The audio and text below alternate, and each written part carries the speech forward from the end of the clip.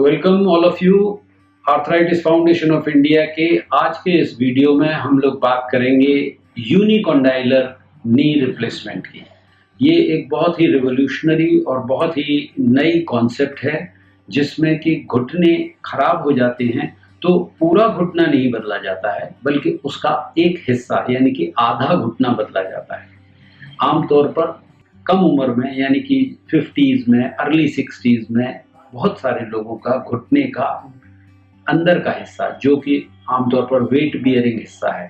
अंदर की तरफ जो होता है वही खराब होता है शुरुआत में, और बाहर का हिस्सा अच्छा होता है। और बहुत सारे लोगों में सिलेक्टिवली अंदर का या बाहर का एक हिस्सा खराब होता है, दूसरा अच्छा होता है। उनकी उम्र भी कम होती है यानी कि कई बार होती है 48, 49, 52, 55,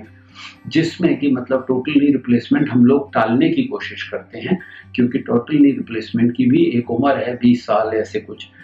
20-25 साल। तो अगर उसे दोबारा ना करना पड़े और सिर्फ एक कंपार्टमेंट है तो हम उसमें यूनिकॉन्डाइलर नी रिप्लेसमेंट कर सकते हैं जिससे कि वो हिस्सा चेंज किया जाएगा और दूसरा हिस्सा जो है वो घुटने का उसे छोड़ दिया जाएगा। ये एक निहायत टेक्निकल किस्म का सर्जरी है और इससे मरीज को जो है वो जल्दी ठीक हो जाता है, जल्दी फायदा हो जाता है। 1 या 2 दिन से ज़्यादा अस्पताल में रखने की ज़रूरत नहीं पड़ती, हल्का वजन दे के तुरंत अगले दिन चल सकते हैं मरीज, और उसके बाद जो है वो यूजुअली 6 वीक्स में वो नॉर्मलाइज हो जाते हैं। तो यूनिकॉन्डाइलर नी रिप्लेसमेंट जो है वो आया कब और कब से हो रहा है? मैं ये कहूँगा कि यूनिकॉन्डाइलर नी रिप्लेसमेंट जो है जिसको सबसे शुरुआत में आया था वो था ऑक्सफोर्ड नी। ऑक्सफोर्ड यूनिवर्सिटी में उसका इजाद हुआ और उसके बाद यूनिकॉन्डाइलर नी रिप्लेसमेंट जो है वो आया जो कि एक मोबाइल बियरिंग नी था, यानी कि जिसमें कि जांघ की हड्डी का निचला हिस्सा उसका कैप बदला जाता था एक कॉन्डाइल, नीचे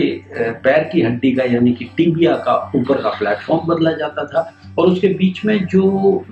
प्लास्टिक लगाया जाता था वो एक मोबाइल था, यानी कि आगे पीछे और साइड टू साइड मूवमेंट था उसमें जिससे कि वो कम घिसे। ये 60s में आया, धीरे धीरे इसका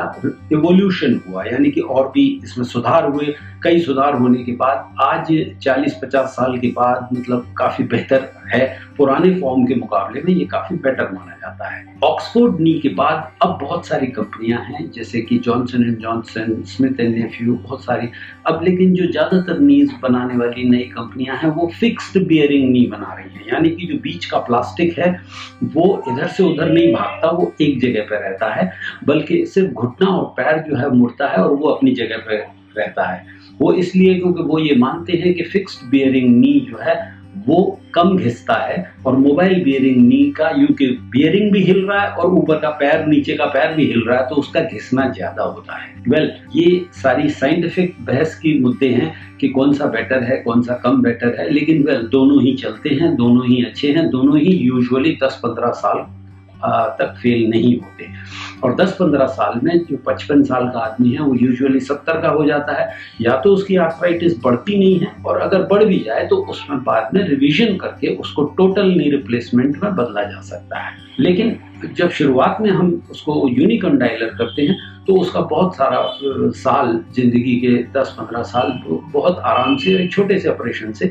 निकल जाते हैं। हालांकि कॉस्ट के सवाल में जहाँ तक है तो यूनिकॉन्डाइलर और टोटल नी रिप्लेसमेंट में करीब करीब कोई कॉस्ट में ज़्यादा फर्क नहीं है, बस एक कॉन्सेप्ट का अंतर है। किन लोगों में यूनिकॉन्डाइलर नी नहीं किया जाता, ये सवाल है। जिन लोगों की पैर में घुटना ज़्यादा मुड़ा हुआ हो, ज़्यादा टेढ़ा हो, जिनमें कि तीनों कंपार्टमेंट्स यानी कि दूसरा कंपार्टमेंट और कटोरी के पीछे का कंपार्टमेंट ज़्यादा खराब हो, तो ऐसे लोगों में ये यूनिकॉन्डाइलर नी रिप्लेसमेंट नहीं किए जाते हैं। ऐसे लोगों में total knee replacement is recommended. अब वो बात कि भाई ये सर्जिकली कैसा है, हाउ डिफिकल्ट और हाउ इजी इट इज, तो जिन लोग जो हम लोग जैसे लोग जो करते हैं इसको लगातार, उनमें ये 50 मिनट में हो जाता है। और टेक्निकली थोड़ा सा टोटल नी के मुकाबले हल्का सा डिमांडिंग है क्योंकि इसमें सॉफ्ट टिश्यू और लिगामेंट्स वगैरह का बैलेंस ज़्यादा अच्छा होना चाहिए। लेकिन मरीज के लिहाज से इसमें मॉर्बिडिटी कम है, जल्दी चल लेते हो, छोटा इंसिजन है, जल्दी छुट्टी हो जाती है अस्पताल से, कोई ज्यादा ब्लड लॉस नहीं है, that way it is much better. उसके अलावा यूनिकॉन्डाइलर नी जो है वो थोड़ा नया कॉन्सेप्ट है, लगातार रिवोल्यूशनाइज हो रहा है, और टोटल नी कॉन्सेप्ट जो है वो थोड़ा बल्क में है, इसलिए थोड़ा एस्टेब्लिश्ड कॉन्सेप्ट है। कॉम्प्लिकेशंस के मामले में जैसे किसी भी नी रिप्लेसमेंट में होते हैं, डीवीटी प्रोफाइलेक्सिस हो जाता है, डीवीटी हो जाता है, यानी कि खून के नली बंद हो जाती हैं, लंग्स में एम्बोलस चला जाता है, इन्फेक्शन हो सकता है, और कभी कभी पेनफुल होता है उसके बावजूद भी आफ्टर सर्जरी, या इंस्टेबिलिटी होती है, लिगामेंट बैलेंसिंग ठीक नहीं हुई तो इंस्टेबिलिटी हो गई,